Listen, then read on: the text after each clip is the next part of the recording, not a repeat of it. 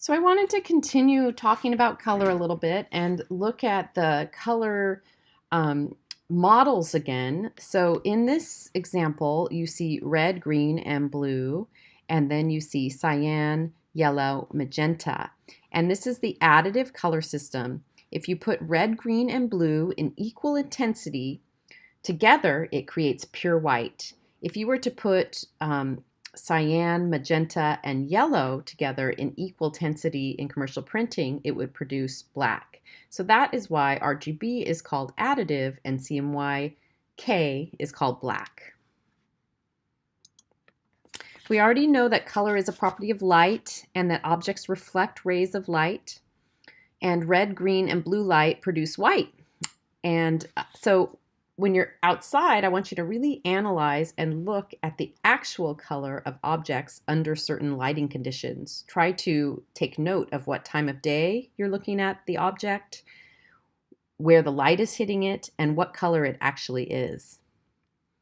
And this is just an experiment with painting where this building was painted at exactly the same perspective at many different times of the day during different times of the year. And you can see really dramatic results or dramatic differences in the way the artist perceived the colors. Colors next to each other can really affect each other and can actually change the way the eye sees the color. So always experiment and put colors next to each other in your designs to make sure that they have the same effect and the same brightness, the same look that you want to achieve. And also that it looks good, because colors together often can really communicate different things depending on what they're next to. So we're going to think about this color wheel. If you're working in Illustrator, you can easily look at the color wheel and sort of analyze which colors to use. There is a color palette in Illustrator that allows you to choose color, and there's also a palette that allows you to create color schemes.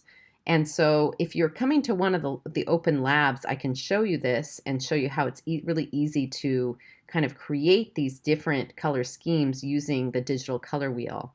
There's also a program you can go to online called Adobe Color, and I'll provide you with a link where you can do some color mixing and look at some different color schemes. So we know that color is divided into different principles. So you have hue, which is the name of the color, red, green, or blue. And one hue can be varied to produce many colors, such as pink, rose, scarlet. But all of these colors are derived from the same hue. That intense primary colors right next to each other, for example, this bright red and bright green, really make each other pop. This is another example of that. And this is an example of two colors that are different values next to each other. They're not very intense, and so you can see this has a much more subtle effect than this. It's much easier on our eyes. It's more relaxing. And so an analogous color scheme with colors next to each other on the color wheel is often, can be really appropriate if you want to have a design that's very sophisticated and very easy to look at. So really experimenting, doing side-by-side comparisons, looking at colors, thinking about color, and making these decisions based on your color wheel are important in design. So this is an example of a monochromatic color scheme, and it's one hue, and that's green, and there's also some black and pure white in there. But it's actually visually very engaging. Often a monochromatic color scheme is the way to go if you want people to really focus on an illustration or something that's occurring in the artwork. And if there's a lot of energy already there, a lot of detail, then monochromatic can be a strategy, because if you put different colors in here, it might be too much, too chaotic. So a monochromatic, very appropriate for this really ornate illustrative style. This is also monochromatic and monochromatic again. I'll just show you some examples. Then you have analogous, which is colors next to each other on the color wheel. You have the browns, so there's different hues of browns, and then you have sort of the blue-greens. These both lie next to each other on the color wheel, so they're slightly varied. They're not monochromatic, but there's still sort of a subtlety to the color effect. And it's pleasant to look at, it's sophisticated, it doesn't agitate us too much, and can be really appropriate. And here's some examples of analogous color schemes. This is complementary, or sometimes some of these are going to be split complementary, but two colors that are opposite each other on the color wheel really create contrast, create this intensity, pop. And this is often done in painting where you pair the two complementary colors. This is an example. And remember that the cool colors actually kind of recede and the warm colors sort of pop out. So there's also sort of an atmospheric effect that occurs when you pair colors together. So this is, I think this is a video game, but you can see the color palette used.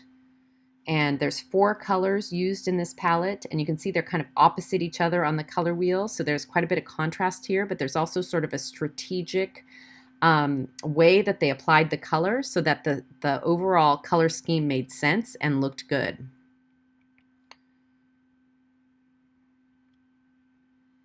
So looking at colors and thinking about colors, this is chaotic, where there's not a real relationship between any of these colors on the color wheel. They're kind of discordant in that they sit all over the place, and you get this effect of sort of agitation. The color really overwhelms and dominates. It can make us interested, but it can also be too much. It can create too much agitation, and you can kind of lose the subtlety of the artwork a little bit when you use a color scheme like this. But here's some examples of discordant colors. The intensity can be sort of draw us in, make us think, but also it can be too much. It can vibrate and make us almost have a headache, I think, sometimes looking at this type of color scheme. So be careful with it. Use it if it's appropriate, and if the energy that you want to communicate has this sort of vibrating, pulsating intensity, then that might be an appropriate color scheme. If it's not appropriate, then I would not use it, and I'd go back to looking at analogous, monochromatic, complementary, or some of the other color schemes that are out there. And color experimentation. Always look and see, create palettes for yourself, compare and contrast, and think about it strategically. So the color scheme here is primary, then you have analogous, you have secondary, complementary, intermediate, and split complementary. And in looking at this little yellow point, we kind of get drawn in and pulled towards that point because there's a slight shift in the color. The other rectangles are green, so this creates emphasis or focus. And you can see in these paintings, in these design examples and paintings, where is the emphasis and how did the designer do it with a simple strategic color. This is a great painting, and it was done by Wayne Thiebaud. And you see that the face of the rabbit is almost an immediate draw. Faces are always what draws in. So you want to look at, if it's a person, you want to look at their eyes or their expression. And if it's an animal, that is also true. You want to see their face. And so your eye is almost instantly drawn to that. And what Thiebaud did to sort of make this balanced in the design is he created this sort of more vibrant blue on the other side to sort of balance it out and draw our eye in and keep sort of an equal balance of the color in the face and also the color intensity of the blue with the shadow. You can see how in this example color is used. So there's colors on this side that are a little brighter than the colors on the other side, even though those morning figures are very compelling. The strategy of using sort of these shapes and more intense colors on the other side keep this somewhat balanced. So looking at this, there's lots of things going on here, but one thing that's really kind of happening here is sort of a vibrating, pulsating effect, and also sort of you can really see how color creates this relationship with the pull in and the kind of push out. So the blue is sort of pulling us in, and the red is sort of pushing us out of the space. And here's an example of that, where the blue seems to be that background. It's almost like you're sinking into the space with the blue, and you're being kind of popped out or pushed away with the red, creating this sense of depth in the art.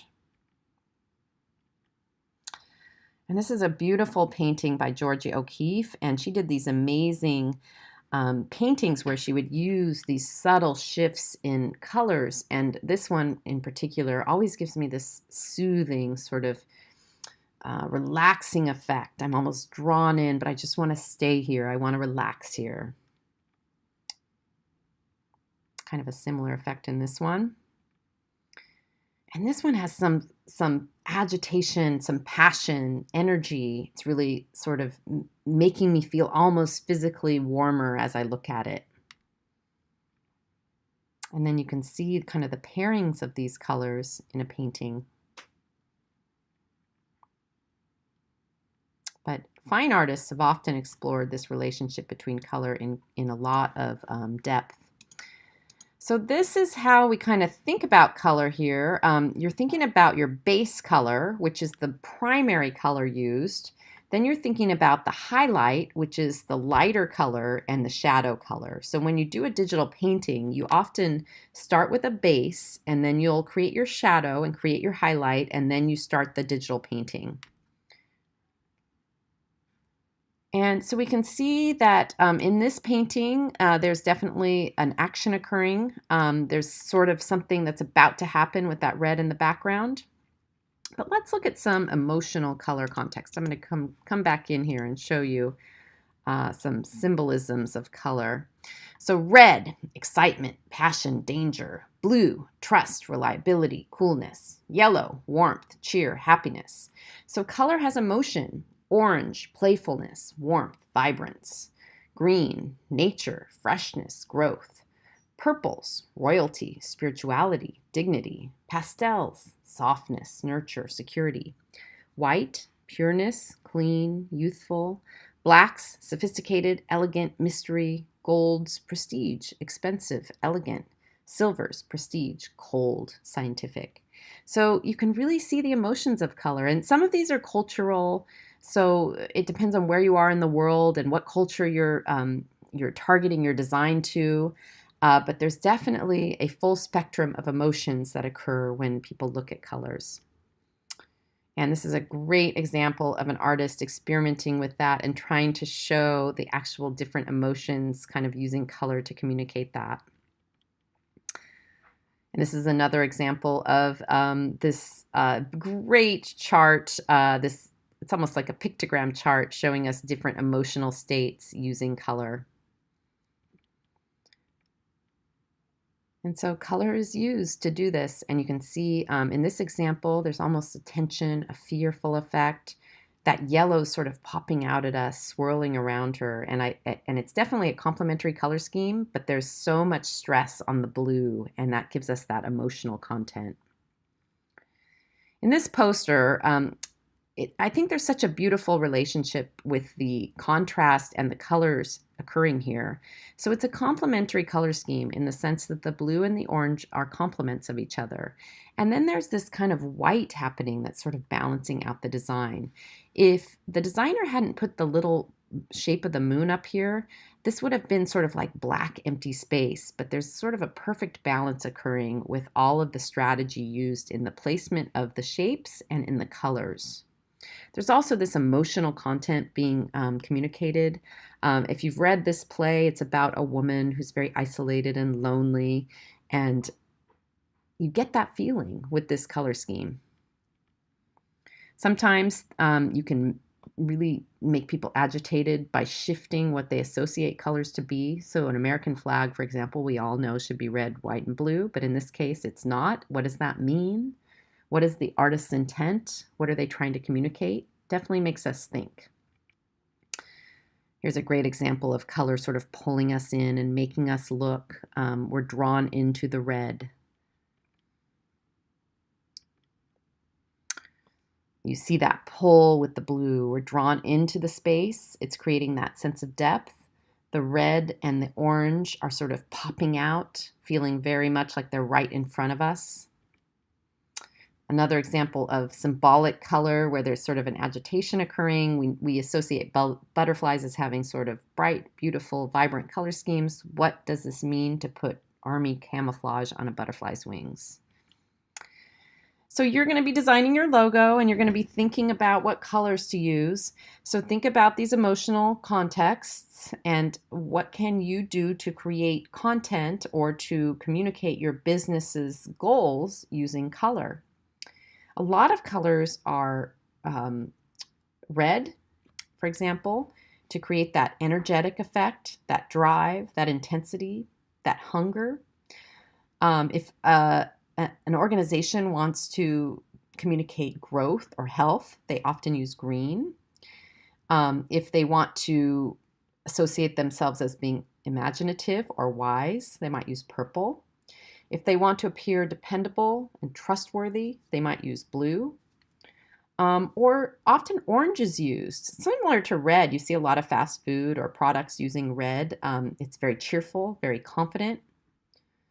So there's a lot of different strategies you can think about. And you can kind of see the breakup of all the colors here. So you have a lot of reds, you have a lot of blues. Not many logos are done with pink, and you probably understand why. Pink is so specific, and who are you targeting with pink? That can be very specific. Often logos are in black, so you can kind of see how they kind of, all these are like all the major companies or a lot of major companies and where they lie on the color wheel. And here's some blue logo designs. Most logos are very simple in their color schemes as well, often just monochromatic, one color. So I would advise that when you're creating your logo, just create a monochromatic logo to start, and then you can experiment with complementary or analogous, but remember that a logo's goals is to really stay simple so it's more versatile. Here are some examples of green logos, and you can see what sorts of businesses might want to use a green logo.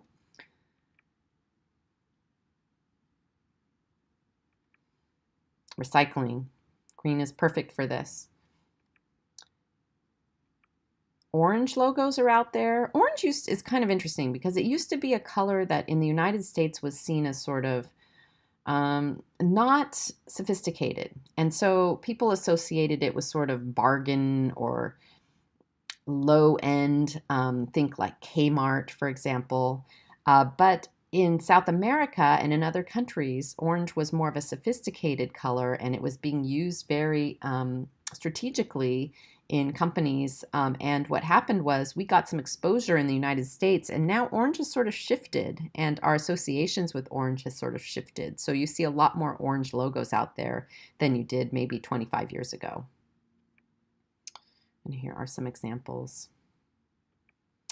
Red, lots of red logos. Red is a passion color. It's energetic. It makes us feel hungry. It makes us want. Orange is similar to that too. And so you see a lot of fast food restaurants even pairing orange and red, yellow together.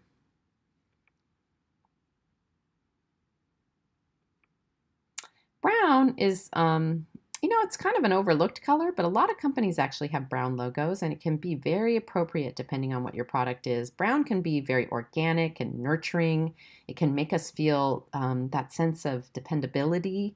Brown is an earth color. So if you're designing for a coffee shop, this might be the perfect color scheme for you. It's an organic color. So if you're trying to convey that idea that the food is organic, brown or orange might signify that, or green. And purple, not widely used in design, but purple can have this effect, and it's it's a royal color, it's an intense color. So Yahoo used purple in their logo to start. And sometimes just simple black will do the trick. It's very sophisticated. It can be a power color, and it can create intense contrast when paired with white. Yellow, also a possibility. Keep in mind that yellow sometimes is hard to see against a white background. So if you are using yellow, you might want to make it a really intensely saturated yellow so that you can see it, and just make sure that you pair it next to colors that it'll be used with so that you can keep the legibility strong. And so we'll be talking a lot more about color. And when you finalize your color logo, um, you want to think about what the CMY colors are, and you can look those up. If you're using a program like Illustrator and you choose your colors, you can actually look at those CMY numbers, and you can also look at the red, green, blue numbers and just see what they are. Often what happens is designers will create sort of a palette um, that they use as a guide, or they might give off to other designers, where they have the red, green, blue numbers, they have the CMYK numbers, they might have the Pantone number, which is the commercial printing spot color that they might print with. And so they hand it off to whoever's using the colors or creating design elements for the company, and that is used as a guide, and it's called a style guide. FedEx paired two complementary colors very successfully. Pink, not often used, but sometimes super appropriate. I have two daughters, an 8-year-old and a 15-year-old, and so my 8-year-old loves pink, my 15-year-old doesn't. So it can be appropriate for a certain age group or for certain reasons. And then gray. Gray is very neutral, very easy to pair with other things, and it can be a great choice for a logo sometimes. And it can also give this sort of sophisticated neutral effect. So start looking at logos, thinking about colors being used with logos, and try to decipher why the color was used. What does it communicate, and how did it add to the design, in the sense that it really communicated something specific that the designer wanted communicated about the company?